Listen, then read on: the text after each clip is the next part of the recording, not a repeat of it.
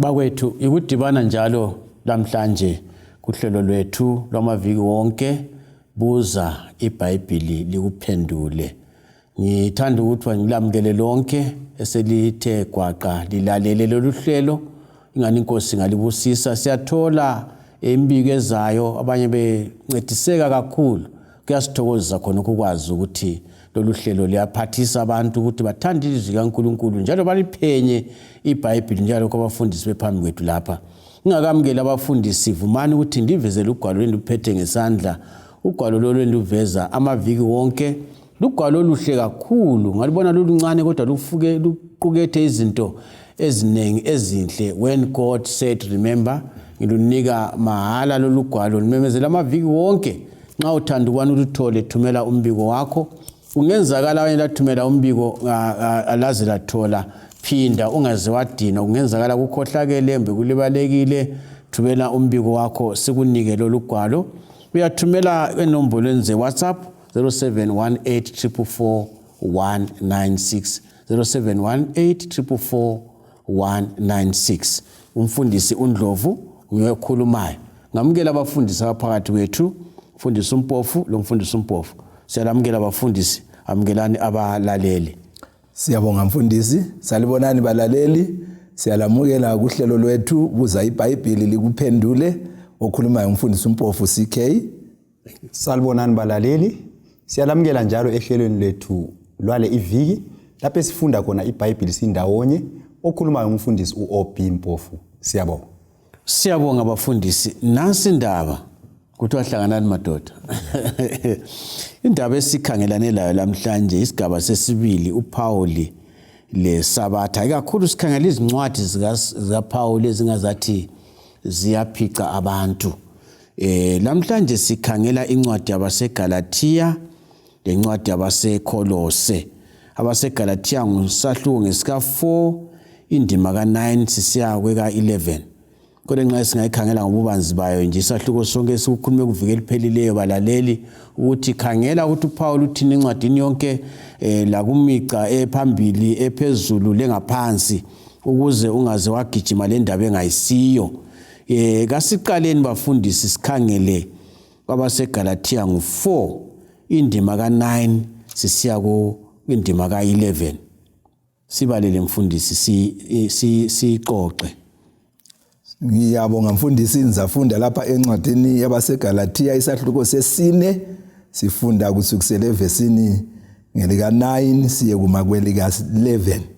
iBhayibheli lithi lona ke kodwa kathesi njengalokhu selimazi uNkulunkulu kumbe kangithi selisaziwa nguNkulunkulu libuyelani empini yemimoya yalumhlaba ebuthakathaka leyize na lithanda ukuphinda libe izigqili zawo na ligcina insuku lezinyanga lezikhathi leminyaka ngilovalo ngani ukuthi mhlawumbe ngisebenzele ize ngenxa yenu. Ngasindaba bafundisi uthini uPaul kuvike phela esikhulumile ngendaba zensuku lezenyanga lezeminyaka nasi sesidibana labo baseGalatia. Siyabonga. Mhlawumbe singakhumbuza futhi abalaleli mayelana lencwadi zikaPaul. Ukuthi incwadi zikaPaul sifundile ku2 Peter 3 ivesi ngu15 lo16 ivike phelileyo ukuthi zifuna ukunanzelelwa ngoba abantu abaningi bagcina beziphendulele. So kumele sinanzelele futhi incwadi le sifunde kuyo kuthiwa incwadi yabaseGalatia. Kwakule bandla okuthiwa libandla laseGalatia. So ukuze sizwisise ukuthi uPaul ukhuluma ngani la kumele siqale sibe kwazi futhi ukuthi kathi okwakuhlupha eGalatia kuyini. Okwazi ukuthi uPaul abhale athi abantu athi ngisebenzele ize athi ligcina insuku lezinyanga kuyini okwakusenzakala. Sizakhangela ukuthi ibandla leli elaseGalatia leli uPaul wayelisungulile ngokuchumayela kwakhe kwaphenduka abantu. So wayebafundisile ngokuthi umuntu nxa esindiswa usindiswa ngomusa ngukholwa kubani kuJesu Kristu. Wasesuka uthe esesukile kwasekubuya amateacher okuthiwa ngamaJudaizers sike sakhuluma ngayo iviki eliphelileyo. AmaJudaizers lawa babe ngamaKristu asuka enkolweni yesiJuda kodwa bengafuni ukuchiya amasiko ani esiJuda. So ama-Judaizers la balandela ngemva kukaPaul bafika batshela abantu ukuthi into elitshele nguPaul le kanjani kayisebenzi, akulaza ukuthi umuntu usindiswa ngomusa ngokukholwa, kumele lina ligcine imithetho, kumele lisoko. Ungafunda ukuthi kaMose kumele ligcine imithetho kaMose esikhulume ngayo isithethe na ceremonial law. Ukuze usindiso wena kumele ugcine ceremonial law, kumele usokwe. So amaGalatia balahla lokhana ukukhulunywa ngubani, okhulunywa nguPaul, bathathwa kwabafundisi bani bamanga. So baqala ukugcina izinsuku zemikhosi yamaJuda ezingelani lomthetho kaNkulunkulu eli10. So uPaul ku chapter 4 la yikho esebuya usesithi yena lina abantu baseGalatia uNkulunkulu selimazi. Kungenzakala njani ukuthi selisazi uNkulunkulu libe selibuyele empini yemimoya yalomhlaba? Abe sesithi yena selifuna ukuphinda libe izigqili zemthetho yamaJuda na? Okuqhathekileyo kulesi sigaba ukuthi sehlukanise lokho esikugcizelela kakhulu kulomthetho kaMose kulomthetho kaNkulunkulu. Right. Umthetho kaMose lo yiyo umthetho yemikhosi lezinsuku ababezigcina emikhosi eyisikhombisa. Ngabona umfundisi uCK uzayithinta leyo mkhosi eyamaJuda ababeyigcina belezinsuku ababezila ngazo. So uPaul akhuluma ngakho lapha yithi indaba zilifuna uba izigqili zomthetho kaMose. uJesu yena esefile ngaphi esiphambanweni. Kodwa umthetho uPaul akhuluma ngawo la kakhulumi ngemithetho eli10. Hayi ukhuluma imithetho yamaJuda. Then izinsuku lezinyanga lezikhathi leminyaka akhuluma ngazo ilanguage yangikhona ngombe ngolimi lwakho ungabuyela kuLevi 23 kukhulunywa ngemikhosi yamaJuda ababeyigcina bengakaphenduki bengamaKristu. Yiyo amaGalatia abasebefuna ukubuyela kuyo abakhuzwa ngayo lapha nguPaul, kodwa kakhulumi ngosuku lweSabatha. Ngifuna ukuthi umfundisi ungakayithi khonapho ukuthi abalaleli siyenze bazwisisa ukuthi ngesikhathi leyo mthetho isadingeka kwakungela hlupho ngoba yayikhomba uJesu, yayibafundisa ngecebo losindiso. Yayilenda ngoba umuntu seyathi wona ayimthetho engekaMose uthi engelandaba. Hayi yayilendaba. Yes. Kodwa isikhathi sawo kwakungasadingeki. Yes. Xa uJesu esefile. Sike sakubeka lapho ukuthi khona kudala wathi ungakhonjwa wawuphi umfanekiso wazithethe anti vele ku WhatsApp. Ungakhonjwa usuphi umfanekiso ufaka lapha umfanekiso wentombi kunjalo wesikhwameni sesandla senxele bese okhohle ukuthi ulokhu uvula ukhangela. Ulokhu uvula ukhangela umfanekiso. Xa usumthethe kambe ngoba lokukhangela umfanekiso akungamangalisa kakhulu uthi yelezi laphana ulokhu uthethe umfanekiso ukhangela umfanekiso umuntu wakhona umuntu yena sekhona. Mfundisi woza la. Siyabonga mfundisi. Imkhosi yakhona ukuze siqambe abalaleli bayizwisise. Kwakulomkhosi wePhaseka. Enxa ungasinceda ngombhalo wakho lapho uvula bonani uvulile. uLevi ngu23 ivesi ngelika 38. Ngizabala lapha uLevi ngu23 ivesi ngelika 38. Ithi yona ke kumbe ngiqalisele ku 37. Ithi leyi imkhosi emisiweyo yenkosi eliza kuyimemezela ibe zinkonzo ezinkulu ukuba kunikelwe iminikelo yenzelwe inkosi ngomlilo, iminikelo yokuchiswa, leminikelo yempuphu, imihlatshelo leminikelo yokuthululwa kube yilo lalo mnikelo ngosuku lwawo. Kanye lamasabatha enkosi leziphiwo zenu lemnikelo yenu yonke yokugcwalisa izithembiso lemnikelo yenu yonke yesihle elinikela ngayo enkosini. So ke kodwa ke imkhosi yakhona nxa siqamba kulomkhosi wePhaseka wawuvele umisiwe abantwana bakwaIsrayeli bephuma eGibhithe besiyelizweni lesithembiso ilizwe leKenani. uJesu esefikile ke antsho yena nguye wabuya wayikhonjwe liwundlu lalalela hlatshwayo kulomkhosi wePentecost, kulomkhosi weTabernacle, kulomkhosi njalo wezithelo zakuqala.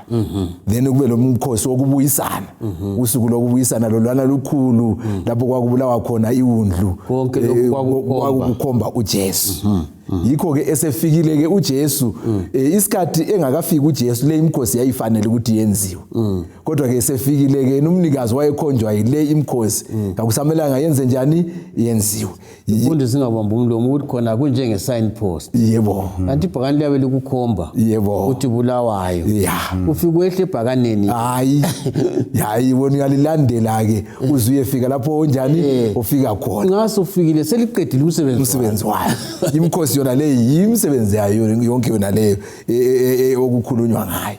Ngifuna siphangise bafundisi sikhangele le indaba ehluphayo kwabaseKolose isikhathi sisavuma abaseKolose besibili sahluko sesibili chapter 2 verse 16 to 17 amavesi ona lamabili kodwa aya nganayakhathaza kwesinye isikhathi sibalele mfundisi. Siyabonga ithi yona Kolose 2 verse 16 ngakho kakungabi khona umuntu olilahla ngokudla la ngokunatha loba la ngemikhosi loba ngokuthwasa kwenyanga loba ngesabatha lezi zinto ziyisithunzi nje salokho okuzayo kodwa umzimba oyiwo ngokaKristu akungabi khona umuntu olilahla eyamithi judge njalo olahlulela so khonapho ngena futhi endabeni eqhathekile singeneni khonapho lapha sikhangela ibandla laseKolose ibandla laseKolose uPaul leli kayisiyo owalizungulayo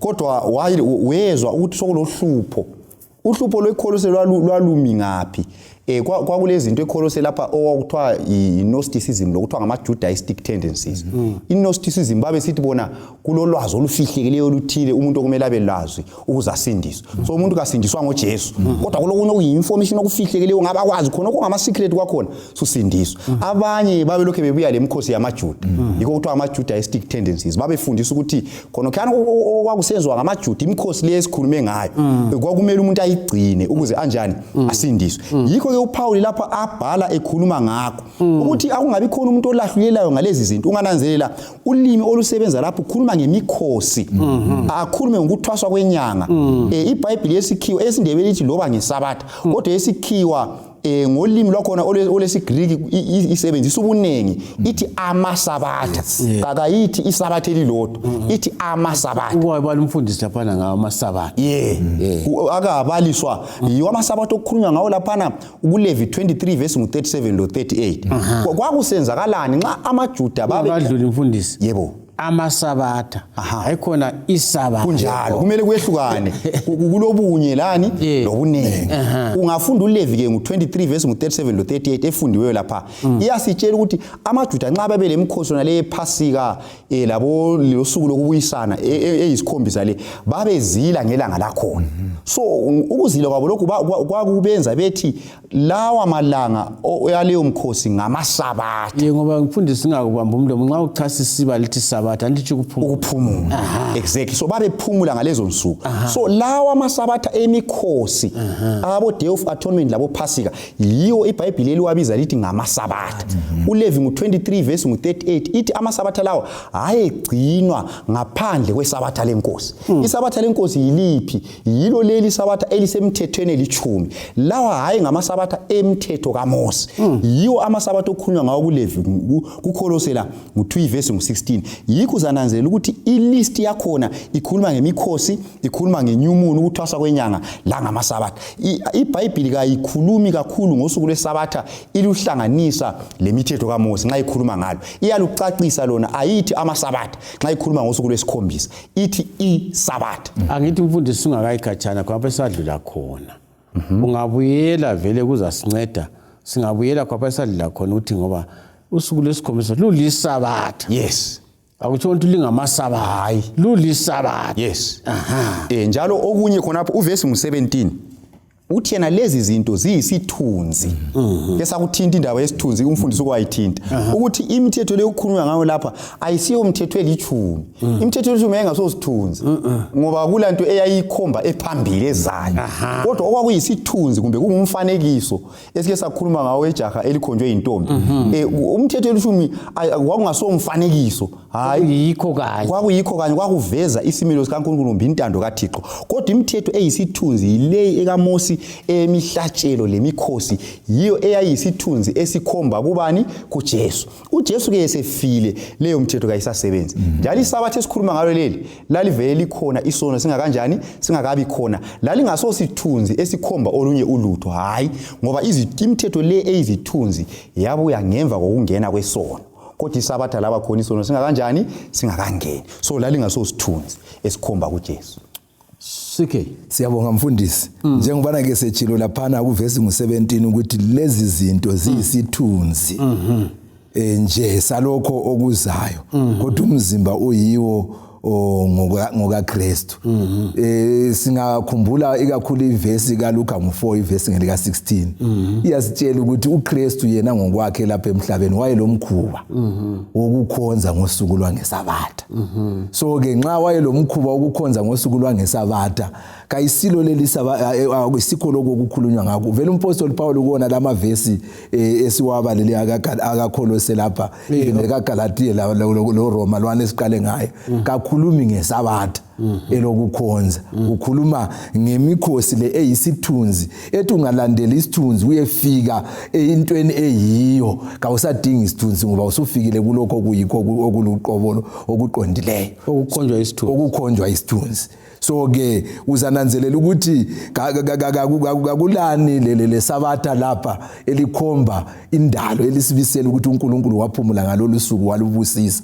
Futhi uJesu aze athi ukuthi mina ngiyinkosi ngitsho le sabatha. Ake sibuyele verse 16 wafundisa. Funa sike sikhangele kunye lapha mbani umbaleke kanje. Ake uthena uyiphinde mfundisi lapha. Ithini? Uthi yena ke ngakho ke kungabi khona umuntu olilahla ngokudla la ngokunatha loba la ngemikhosi. Eyami lapha ithi holiday of the new moon. Loba yesindebele bisisithi loba ngokuthwasa kwenyanga. And dlula futhi loba ngesabatha. Esindebele loba ngesabatha le yalahleka esikhiwa lapha ithi and of Sabbath days. Yes, plural. Khonapho kule ndaba mfundisi. Yikubona ngifuna ukuthi silandele kancane. Ungakhangela ekela sikhangele uSabbath days lo. Ungakhangela ku New Testament nxa ukhangela kuma Gospels. Holidays. Yes. Ungakhangela kuma Gospels la eBhayibhelini umuca lo othi Sabbath days usetshenziswe phose ka19 nxa sibala la khona apha ku Colossians. Njalo ungakhangela indlela osetshenziswe ngayo kulomahluko nxa usukhangela ngolimi lweBhayibheli ioriginal language. Nxa kukhulunywa ngokuthi lisabatha olulusuku lwesikhombisa kuyathiwa the Sabbath. Kuba lo the lwana. Antu uyabona indaba. Ungabona kuthiwa the Sabbath. Yikho lapha uJesu kuthiwa is the Lord of the Sabbath. Antu uyabona. Lord of the Sabbath. Kodwa lapha ungabuya kuKolose la akula the andu yabona udhilwana kakho khona kulomahluko omkhulu kakhulu nxa ufutatha iBhayibheli ngolimi lwakhona. So ukuthi akula the ube subuyela la ku Testament elidala uzathola kuyahambelana futhi lamasabatha emikhosi. So ukusetshenziswa kwegama leli lithi amasabatha Sabbath days lingela udhi ngesindebele kuthiwa kuyini ngesikhiwa sibeke right. So udhi lo kakho lapha ku Kolose 2 udhi utsho anbathi definite article ukuthi kuthintwe yona le uqobo uyacacisa uqobo lwento le athi isithunzi. Yes. So lapha udhi kakho udhi nxa engekho ngolimi lweBhayibheli kutshengisela ukuthi ayisilo sabatha olulusuku lwesikhombisa kodwa ngamasabatha okuthiwa ngama-ceremonial Sabbaths, amasabatha emithetho kaMose okwakuyikuphumula ngensuku zemikhosi, imikhosi ababenjani beyithakazelela. So nxa ukulandela ngolimi lweBhayibheli akukhathazi ngoba kuyakutshengisa ukuthi hayi amasabatha okukhulunywa ngawo lapha kayisilo suku lwesikhombisa kodwa ngamanye amasabatha eyikuzila ngezinsuku zemikhosi eqanjiweyo leyana esemthethweni kaMose. Kulahleka ngaphi bafundisi ngoba abafundi beBhayibheli abaningi bangafika khona apha bafika balahleke. Ukuthi umuntu nxa esiya endaweni ethize nje afika phambi kwaqondele kodwa yena kumele aqonde ngoba kuya khona kulahleka ngaphi lapha nxa sibona nje. Ngiyakuzwela ukutsho kodwa ngizama ukudinga ukuthi sincedise abalaleli ukuthi umuntu engathi nxa efika la athi uPaul ulahla isabatha lemthethweni lichuwa right kulahleka ngaphi. Mina mbona ngazani kulahleka kubachumayeli ababe befuna ukudonsela ingubo ehlangothini lwabo. IBhayibheli lona licacile. Ngoba ungakhuluma nje umana ke sikubeka ukuthi isabatha leli esikhuluma ngalo kayisiluphawu lakhuluma ngalo ngoba lolu lusuku lwenkosi. Imithetho yonke elithumi ungabuza ngomthetho wakuqala. Baza kutshela abachumayeli bonke siyavumelana ukuthi uright. Owesibili ungabuza ukuthi ku-right yini ukuthi sikhonze izithombe bayala. Owesithathu ubabuze futhi ukuthi ukuliphatha igama lenkosi ngeze kulungile yini bayala. Ungabuya ukukhulume ngokufeba bakula mchumayelo ongavuma ukuthi mina ngiyafeba. Ungabuya ngokufakaza amanga bathi kuqondile. Kodwa ke kungabuya kulelo lusuku olukhomba ukuthi uNkulunkulu ulosuku alumisayo. Ngenxa yokuthi thina abachumayeli siyabe sifuna ukuzikhethela lwethu usuku kulapha ababuya khona bathi leli isabatha labethelwa esiphambanweni. Mina ngizanika umzekeliso ngalindlela mfundisi. Ake sithi imino yami le emihlanu leyi kulomunwe owodwa obuhlungu. Bese ngisiya kudokotela, udokotela athi mfundisi njengoba ke umunwe lo usubolile lo owodwa lo faka isandla sakho lesi esileminwe ngo5 aqume sesifuso kumele siuqume ukuze ungaze wathelela eminye imikhuhlane. Ngifake lapha etafuleni lapho ku operator khona abe sequma imino yami yonke leyane ngo5 afuthi faka futhi esinye isandla aqume yonke yona leyane ngo5. Nxa ngihlaba umkhosi ngisithi ngisizwe ubuhlungu athi don't worry ungazikhathazi sizabuya sithungele eminye imino le engabolanga. Mina ngicabanga ukuthi akula dokotela ongasebenza ngaleyo ndlela mfundisi.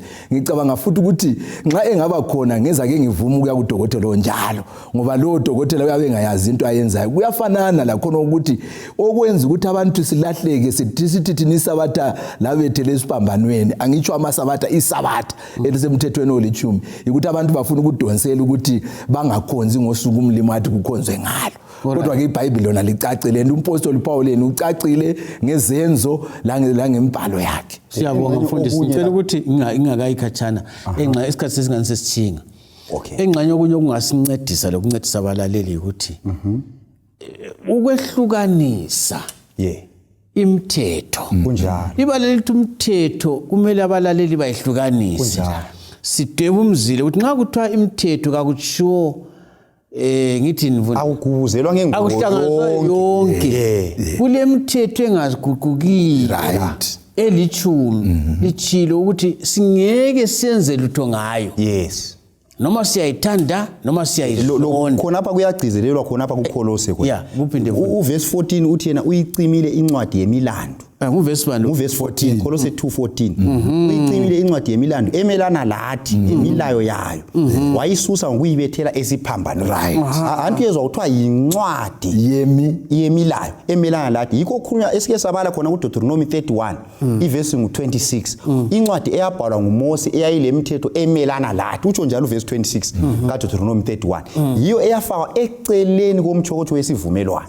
Kodwa imithetho kaNkulunkulu yayingasoncwadi kwakuyizibhebhezani zamatshe. Antu yebona indaba enxa yemfundisi khona ukuthi imelana lathi kokwenza bathi bona kayikhitshwe.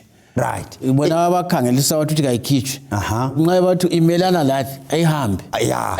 Le okuthiwa imelana lathi ayisiyo elithumi. Hayi, emelana lathi yileyi okuthiwa ngikaMose. Yindaba yayimelana lathi ngoba imithetho leyi yayisenza abantu bathwale nzima ukuze abantu babebulala izinyamazana.